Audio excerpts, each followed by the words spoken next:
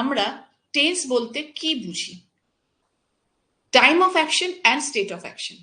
Time of action দিয়ে মূলত আমরা present tense, past tense, future tense আমরা বুঝিয়ে দিই, কোন সময় কাজটা করা হলো। আর স্টেটটা হচ্ছে, এই যে ধরো এখন তুমি ক্লাস করছো, তুমি কি ক্লাসটা এখন করছো? তুমি কি ক্লাসটা কমপ্লিট করেছো? তুমি কি ক্লাসটা আগে শুরু করে এখনো কন্টিনিউ করছো? তুমি কি ক্লাসটা 2 মিনিট 5 মিনিট আগে শুরু করে 5 মিনিট অব্দি ক্লাসটা করে তারপরে তোমার নেটওয়ার্ক প্রবলেম হয়েছে বললে তুমি বেরিয়ে গেছো? So everything state of action. কাজটা কেমন করে করছে? কাজটা তুমি কমপ্লিট করে ফেললে? গতকাল কমপ্লিট করে ফেলেছো? তুমি গতকাল ক্লাস করেছো? তুমি ক্লাসটা এখন করছো?